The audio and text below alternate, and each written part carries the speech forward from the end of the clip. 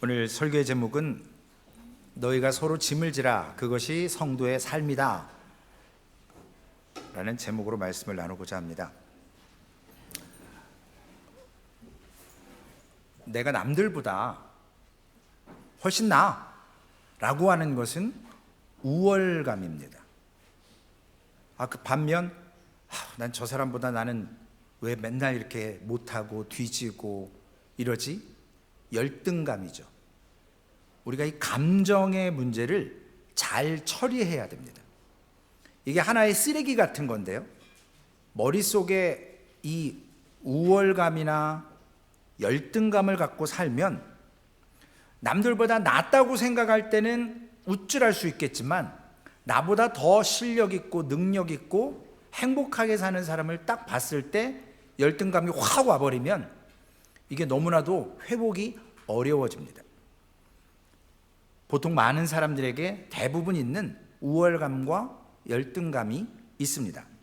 그런데 이 우월감이라고 하는 것을 유지하기 위해서 늘 분주하고 뭔가 남들보다 뛰어나야 되고 이러다 보니까 우리의 삶이 피곤해지는 겁니다. 자기 스스로를 자기가 힘들게 해요. 그래서 남들보다 내가 좀 더 나아야 돼. 남들이 하나 하면 나는 적어도 2개 이상 해야 돼. 이러다 보니까 세상 말로는 쇼업하는 거죠. 보여주기 위한 거죠. 결국은 그 상태를 유지할 만한 능력이 없음에도 불구하고 그게 실력이 아닌데 내 실력이 안 되는데 그걸 자꾸 하려니까 힘들어지는 겁니다. 거기에 이제 임자 만나면 나보다 진짜 능력 있고 저 사람은 넘사벽이야, 내가 이길 수 없어, 이런 사람 딱 만나면 콧대가 납작해지는 거거든요. 그러면 그때는 이 열등감에 사로잡혀서 너무나도 심각한 상태로 가게 됩니다. 그렇기 때문에 여러분, 우월감이나 열등감을 쓰레기로 여기시고 버리시기 바라요. 이 우월감과 열등감을 던져버리고 쓰레기 취급할 때, 그걸 초월할 때 우리는 진짜 자유하게 되는 거예요. 너희가 진리를 알지니 진리가 너희를 자유하게 한다. 물론 하나님의 말씀을 알면 우리가 진짜 자유로워지지만 세상에서도 좀 편안하게 살려면 이 우월감과 열등감을 버리십시오. 자꾸 남하고 비교하지 마세요. 저 같은 경우에도 난 진짜 목사고 이렇게 훈련 많이 받고 나름 정말 엘리트였었는데 나는 왜 목회를 이 모양 이 꼴로밖에 못하지? 쟤는 맨날 학교 다닐 때 놀러 다녔고 쟤는 수업도 맨날 안 들어오고 리포트도 대충 쓰고, 근데 왜 이렇게 목회를 잘해? 이런 열등감 갖기 시작하면요, 사람이 미쳐버리는 거예요.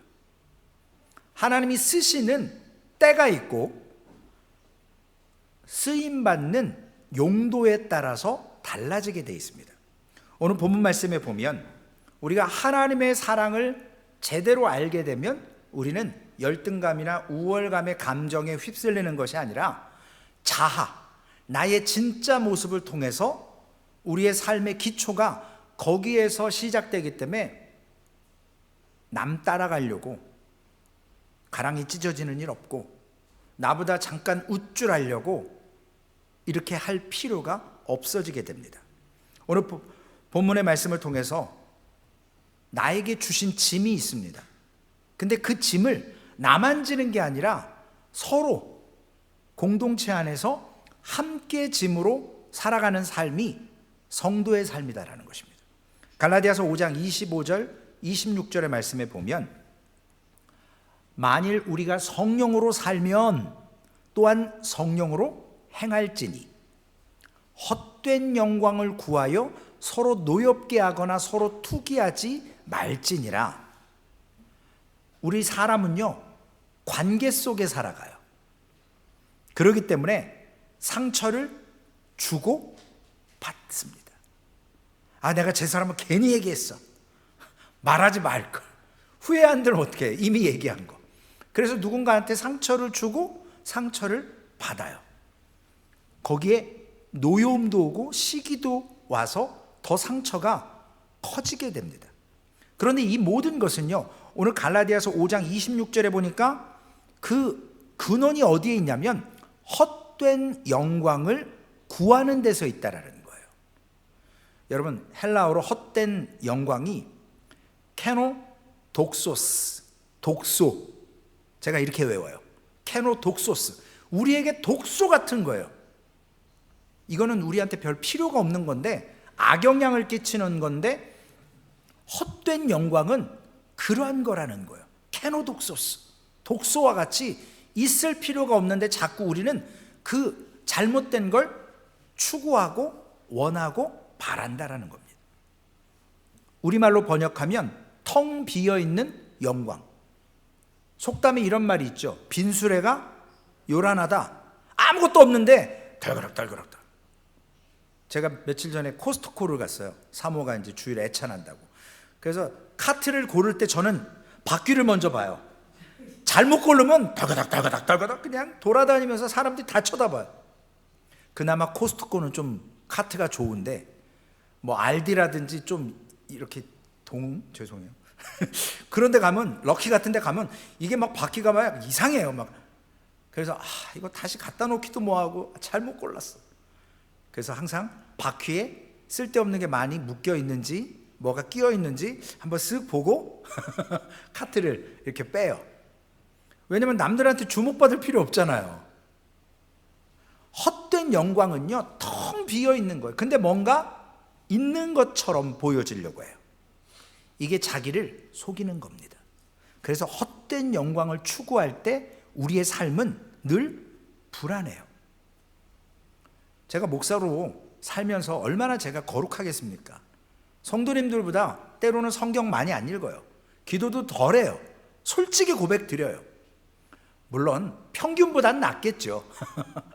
그렇지만 신앙생활에 있어서도 목사라고 해서 더 잘 믿거나 더 잘할 거라는 그러한 오해에 여러분 빠지지 마세요.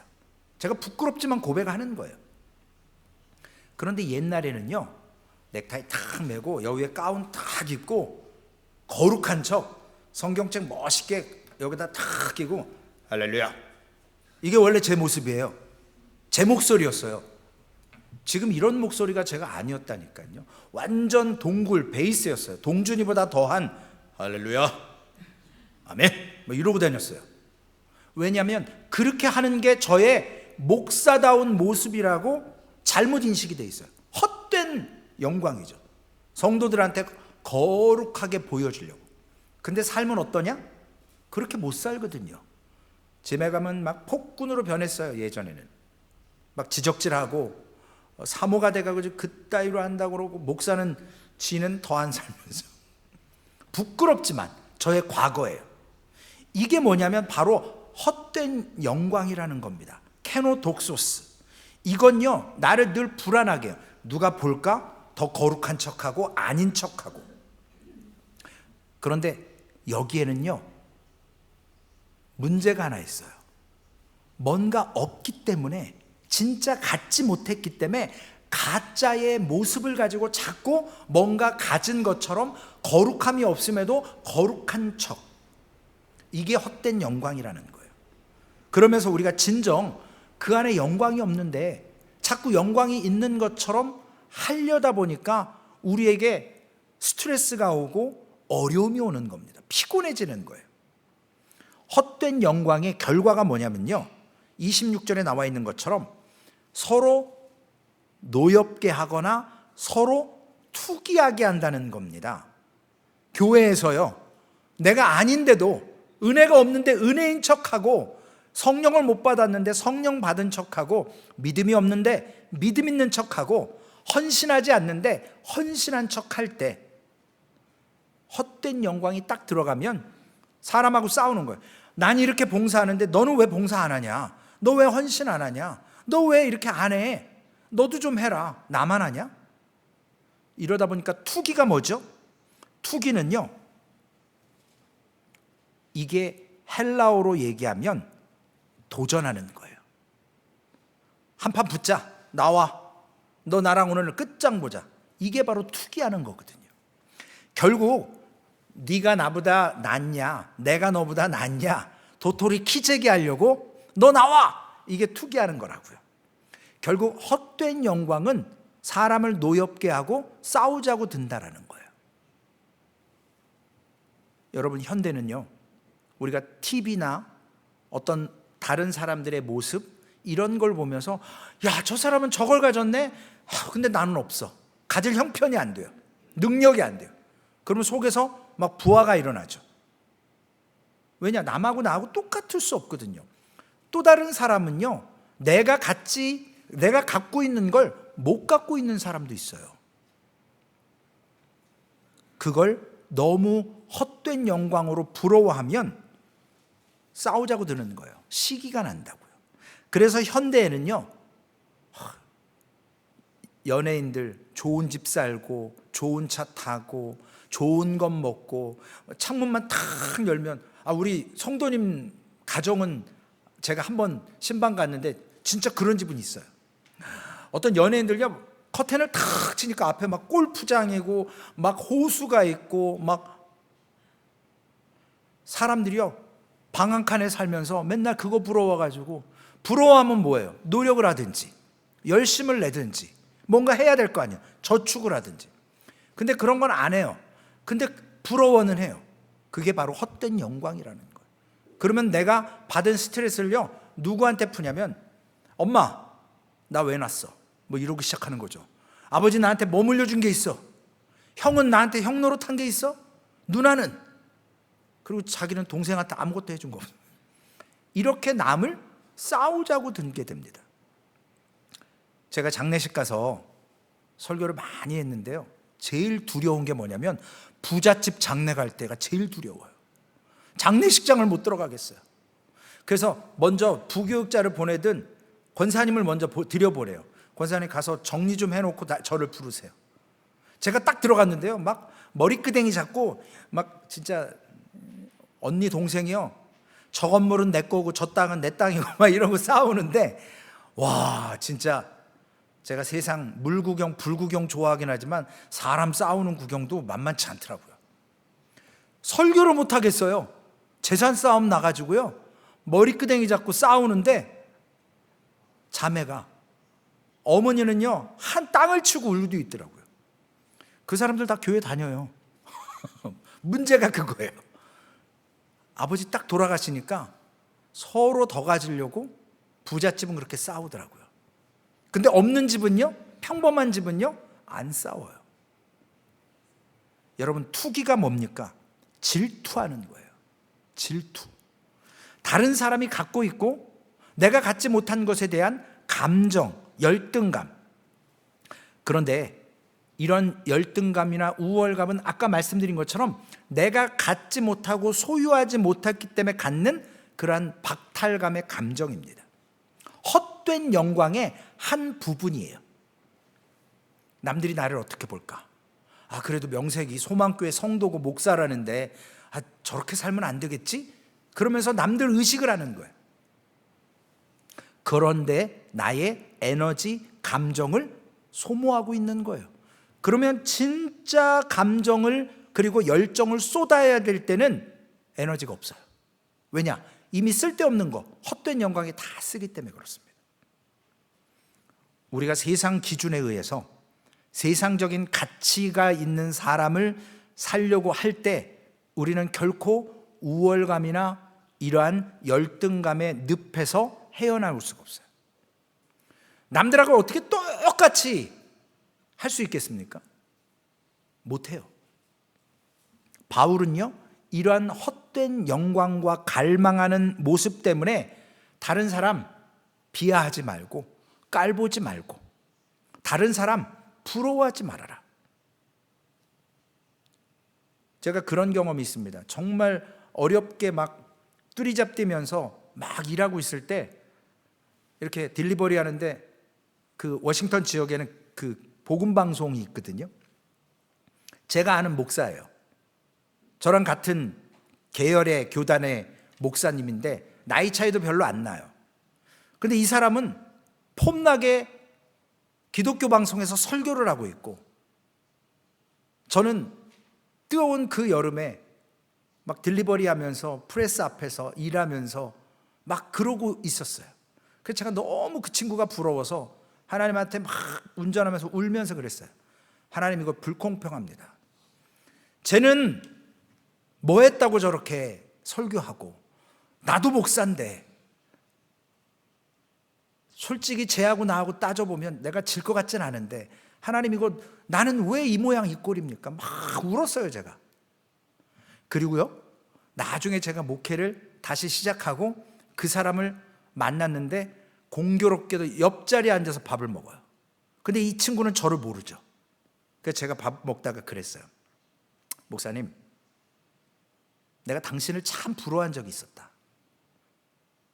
나는 이렇게 일하고 당신을 설교 폼나게 하고, 나도 목사였는데, 나도 한때는 잘 나갔었는데 세상 가운데 너무 가슴이 아파서 내가 땅을 치며 울었고 하나님을 원망했었던 적이 있더라. 그랬더니 이 목사님이 저한테 그게 정확히 몇 년도니에요. 그래서 몇 년도라고 딱 그랬더니 말을 안 해요. 가만히 있어요. 그랬더니 저한테 고백을 하더라고요. 목사님이 저를 부러워했다는데 저는 그 당시 목회하면서 정말 힘들었다는 거예요. 마지못해 목회하고 있었던 때라는 거예요. 그래서 제가 샥이 탁 왔어요. 와, 그렇구나. 나는 저 사람을 부러워했는데 저 사람은 삶에 되게 힘든 목회 때에 있었다는 거예요. 여러분, 딴 사람 부러워할 바야 별 소용없어요. 제가 그때 딱 느꼈어요. 아, 부러워할 게 아니구나. 저 사람도 나름 다 고민이 있고 삶의 어려움이 있구나. 여러분, 세상의 가치와 기준은 에너지를 소비하고 헛된 영광을 추구하게 합니다. 오늘 바울은 갈라디아 교인들에게 말합니다. 이제 갈라디아서가 다음 주면 끝날 것 같은데요. 왜 복음이 굿뉴스, 복음일까요? 그것은 우리의 삶에 freedom, 자유를 주기 때문에 복음이에요. 열등감이나 우월감에 남들의 시선에 묶이지 않는 자유를 준다고요, 복음은. 그래서 굿뉴스입니다. 그리고 복음은요, 영림자매하고 저를 비교 안 해요. 다른 사람하고 나를 비교 안 한다고요. 복음은 새로운 나를 하나님이 인정해 주시는 거예요. 제가 최근에 어떤 책을 봤는데 너무 좋은, 정확히 지금 기억은 안 나요. 하나님이 우리를요, 있는 모습 그대로 쓰신대요. 근데 바꿔서 쓰신대요. 나를 쓰긴 쓰는데 받아주고 나를 바꿔서 쓰신다는 거예요. 지금 상태로는 안 된다는 거예요. 하나님의 말씀으로 우리를 성도의 삶으로 서로의 짐을 질 수 있는 상황으로 우리를 성숙시켜서 우리에게 성도다운 성도, 그게 복음이라는 겁니다. 그래서 다른 사람과 나를 비교하지 않는 게 복음이에요. 성경에 어디 부자라고 천국 간다고 그러고 가난한 자라고, 오히려 반대죠. 그죠? 거지 나사로는 아브라함의 품에 있지만 그 주인이었고 부자였고 그 집 앞에 있었던 그 주인은 지옥 가 있어요. 또한 복음은요, 내가 다른 사람에 대한 서로의 짐을 질 책임이 있다고 말을 해요. 나만 우월감과 상실감, 이걸 갖게 하는 게 아니라 나의 있는 것을 가지고 다른 사람의 없는 필요의 부분을 채워주기를 원한다는 거죠.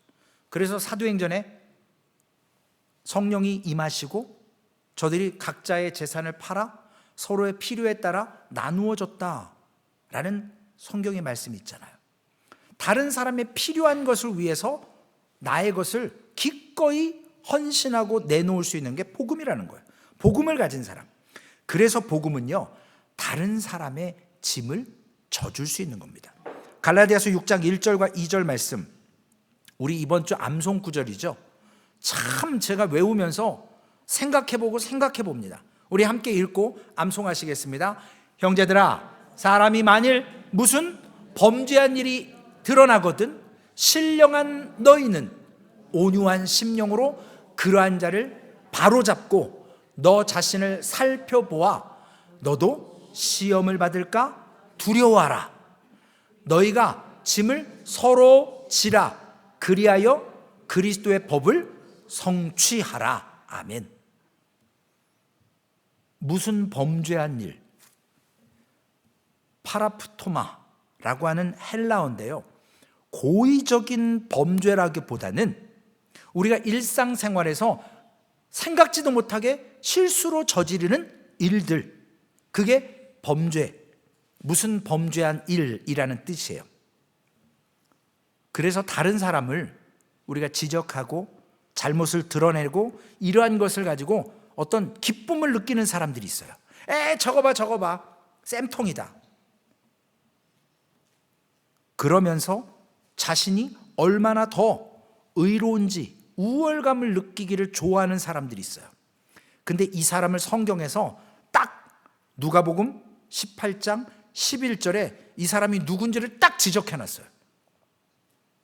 누가복음 18장 11절 말씀입니다.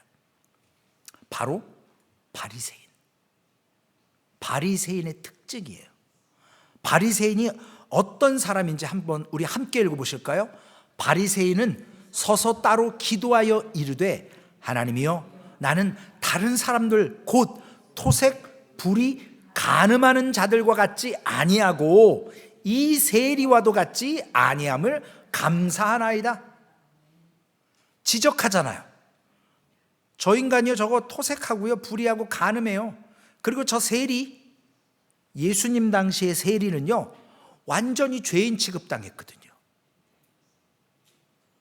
근데 세리는요 감히 고개도 못 들어요. 하늘을 우러러보지도 못하고 기둥 뒤에 숨어서 주여 나는 죄인입니다. 나를 불쌍히 여겨주십시오. 이러고 혼자 울부짖는데 바리새인은 어디서 기도합니까? 사람들 많이 걸어다니는 사거리에 갑자기 탁 서서 할렐루야 그러면서 기도하는데 하나님께 간구하는 게 아니라 하나님 나는 저 인간과 다른 우월한 사람 아니겠습니까?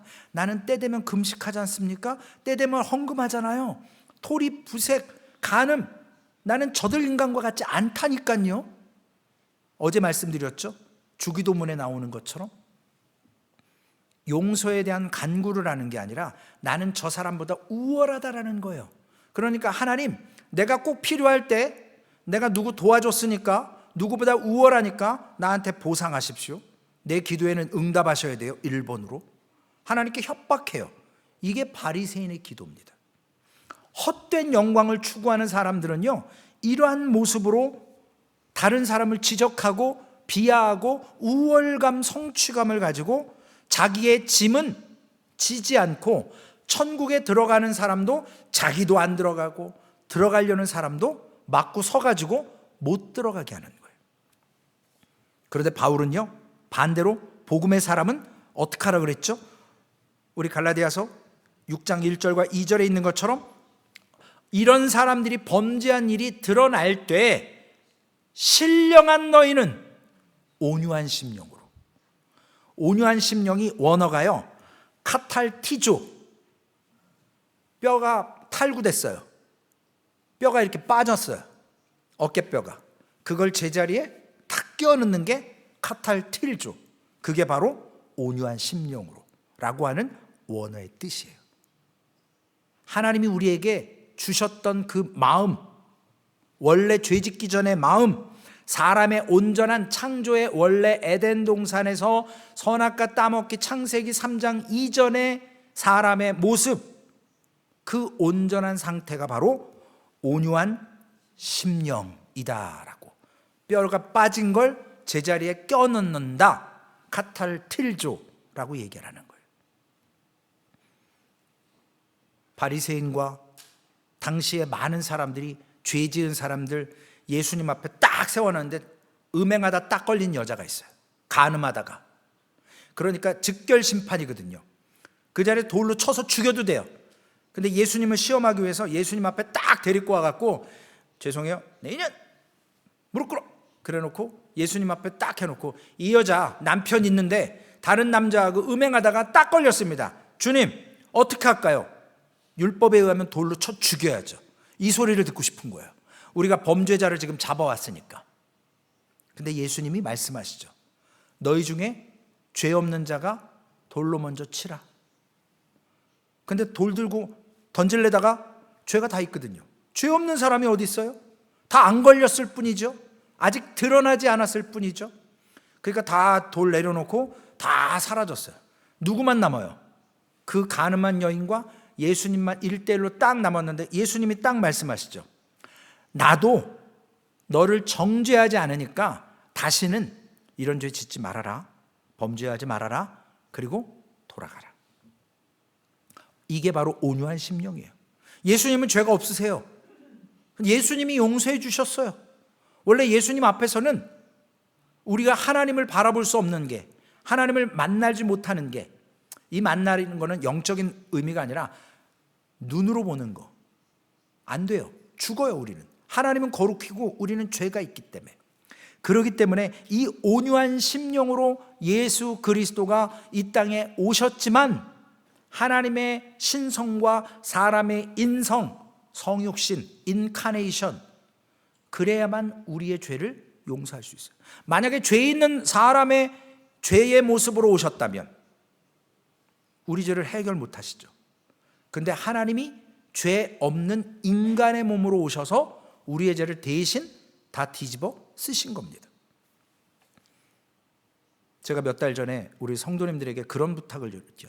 삶에서 여러분 순교하시라고. 복음 전하다가 순교하는 것도 귀하지만 상대방이 나한테 돌팔매질하고 욕을 할 때 참아주는 거, 이게 순교거든요. 박수는요, 손이 마주쳐야 소리가 나요. 근데 한쪽에서 왕왕왕거리고 내가 반응 안 하면 물론 상대방은 더 열받겠지만 거기서 끝날 수 있어요.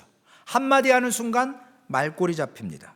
다른 사람의 죄, 그 짐을 우리가 함께 짊어지면서 그의 연약함을 지적할 게 아니라 그가 죄 짓지 않도록 회개할 수 있도록, 나도 예전에 그리고 지금도 연약했어, 우리가 함께 하나님 앞에 회개하고 우리가 믿음으로 그리스도의 법을 성취하는 이러한 삶을 살겠다. 이게 바로 작은 순교입니다.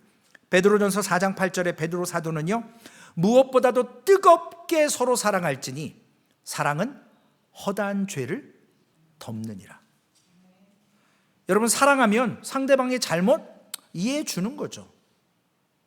제가 집에 있을 때 가끔 이렇게 사모하고 큰딸하고 이렇게 같이 사는데요, 뭐 하다가 이렇게 툭 치면 미안해요, 아빠, 죄송해요, 이렇게 얘기해요. 근데 예전엔 제가 승질냈어요. 부끄럽지만 어디 아빠 머리를 만지고 막 함부로, 나이는 덜 먹었는데 되게 유교적이에요 제가. 그래서 버르장머리 꼴을 못 봐요. 막 애들 조금만 막 이상하고 그러면 막 뭐라 그랬거든요. 그런데 조금 사람 돼가면서 그럴 수 있지, 나도 실수하는데, 나도 부딪히는데, 그래서 저도 부딪히면 미안 이게 용서하는 거잖아요. 아무것도 아닌 거지만. 여러분들에게 너무 당연하겠지만 저는 옛날에 헛된 영광을 추구했던 잘못된 모습이 있어서 그런 것들이 되게 이렇게 시리어스하게 다가왔어요. 심각하게. 근데 베드로는 그래요. 사랑은 허다한 죄를 덮는다라는 거예요. 말로만 사랑할 게 아니라 그 사람의 연약함을, 부족함을 도와주는 거예요. 그래서 다른 사람의 허다한 죄를 덮는 사랑을 하라. 사랑하는 목표를 가진 사람은요, 다른 사람의 실수를 드러내는 게 아니라 오히려 그 허물을 감싸주고 회개할 수 있도록 이끌어줍니다. 거기에는 절대로 우월감이나 열등감이 있을 수가 없어요. 왜냐? 우리 주변에 있는 모든 사람은 사랑의 대상이에요. 믿음의 대상은 아닙니다. 믿음은 오직 하나님 한 분만 믿음의 대상이에요. 사람은 믿음의 대상이 아니라 섬기고 사랑해줘야 될 대상이에요. 그래서 복음은요, 하나님 안에서 내가 누구인지를 알게 하는 게 복음이에요. 그리고 복음은요, 내가 죄악 중에 잉태되어서 나는 죄 가운데 있는 영혼이라는 걸, 나의 자아의 모습을 알게 하는 게 복음이에요. 그래서 우리가 복음을 전할 때 당신은 죄인입니다 이러면 상대방이 막 되게 화나는 거죠. 내가 뭔 죄를 졌냐는 거죠. 감옥에다 갔는. 이게 믿음의 단계에는 있어요. 처음부터 다짜고짜 죄인이라고 그러면 안 돼요, 여러분. 사랑해주고 섬겨주고, 그리고 이 복음은요, 오직 우리가 구원으로만 구원받았다라고 하는 것이 복음이에요. 내가 뭔가 열심을 내서, 헌신해서, 내가 뭔가 잘해서 천국 가는 게 아닙니다. 그건 구원받은 이후에 반응하는 삶일 뿐이에요. 그리고 복음은 우리가 하나님 앞에 하나님의 눈에 더욱더 사랑스럽고 존귀한 자로 세워갈 수 있도록 하는 게 복음이라는 것입니다. 여러분, 우리 오늘 갈라디아서 말씀처럼 신령한 너희는 온유한 마음으로, 우리에게 신령하다 합니다. 우리가 과연 신령합니까? 성경은 말합니다. 성령에 충만한 건요, 신비한 걸 체험하는 것을 성령의 충만함이라고 얘기하지 않는다고요. 여러분 자꾸 나는 언제 성령 받아요? 난 언제 방언해요? 난 언제 신비한 체험해요? 그런 거는 극히 일부분이에요. 성령에 우리가 예배할 마음, 기도할 마음, 내가 누군가 나의 위치를 깨닫는 것, 이런 게 다 성령 받았기 때문에 고백하는 겁니다. 그게 바로 성령의 충만함의 척도가 되는 거예요. 그래서 다른 사람, 그 짐을 눈에 보여지는 거죠. 어떻게 내가 함께 들어줄 것인가, 함께 질 수 있을 것인가. 이게 바로 성령 받은 사람의 삶이라는 것입니다. 결론의 말씀입니다. 여러분, 우리가 은혜 받아도 주님이 오시는 그날까지 완전할 수 없습니다. 그래서 우리에게 우월감과 열등감은 계속 남아 있습니다. 뿌리채 뽑히지 않아요. 쓴 뿌리는요, 뽑아내도 또 다른 씨앗이 날라오고, 또 그러면 또 콘크리트, 아스팔트 저 크랙간 사이에서도 그 쓴뿌리들은 나잖아요. 생명력이 얼마나 강한지 모릅니다. 우리의 마음에 있는 거 잡아 뽑아낼 수가 없어요. 손으로 기도하고 절제하고 제어해야만 가능해지는 거예요. 어떻게 해요? 나도 이 사람만큼이나 죄인이다라고 인정해야 돼요. 나는 하나님의 사랑을 받을 자격이 없었음에도 불구하고 하나님이 불쌍히 여겨주셔서 나를 사랑해 주셨다라는 걸 깨닫고 고백할 수 있어야 되고요. 그럼에도 불구하고 나를 하나님이 은혜로 사랑해 주셨다. 그래서 내 위치를 알고 나도 이 사람을 이러한 하나님의 사랑으로 함께 회복되고 함께 치유되고 함께 하나님의 영을 받은 사람으로 세워져 가기를 원하셔야 됩니다. 이렇게 생각하며 우리는 우리의 연약한 삶과 연약한 자들을 돌아보며 서로의 짐을 지며 함께 예수의 이름으로 일어나야 합니다. 다른 사람과 나를 비교해서는요, 왜 저 사람은 저거 있는데 나는 왜 없고, 저 사람 저렇게 하는데 나는 왜 못하고, 이게 아니라 우월감, 열등감, 쓸데없는 에너지 소비하지 마시고요. 나도 모르게 나에게 있는 추구하는 헛된 영광 접어놓으시고 새로운 목표, 성도의 연약한 짐을 함께 져주는 성도의 삶으로 오늘 우리가 서로 짐을 지며 소망교회가 그 짐을 함께 나누어지고 더욱더 견실하게 세워져가는 교회와 우리 성도님들 그리스도의 법을 성취하시기를 주님의 이름으로 축원을 드리겠습니다. 살아계신 아버지 하나님, 감사합니다. 하나님, 우리가 믿음과 삶을 살아내는 실력이 너무나도 부족합니다. 그러나 하나님 깨닫게 하셔서 복음은 우리 안에서 역사하시고 우리의 육체가 하고자 하는 것을, 육체의 소욕을 성령께서 거스려서 내 원대로 하지 못하게 하신다고 말씀하셨습니다. 하나님, 오늘도 우리 소망교회 안에 짐을 지고 가는 자가 있습니다. 비틀거립니다. 힘에 겨워서 주저앉아 있는 영혼들도 있습니다. 주님, 우리가 겪었던 일이고 그 자리가 얼마나 털고 일어나기가 힘든가, 하나님이 함께 하시지 않으면 일어나기가 어렵습니다. 하나님, 도움의 손길이 없으면 일어나기가 어렵습니다. 우리가 서로의 짐을 지고 하나님의 그리스도의 법을 성취하는 성도의 삶 살아가게 하여 주옵소서. 우리 소망교회는 이렇게 지어져서 하나님께서 우리에게 명령하시고 선포하신 선교의 사명을 온전히 이루어가는, 복음만을 증거하는 하나님의 교회 될 수 있도록 인도하실 줄로 믿고 우리를 구원하신 예수님의 이름으로 감사하며 기도 올리옵나이다. 아멘.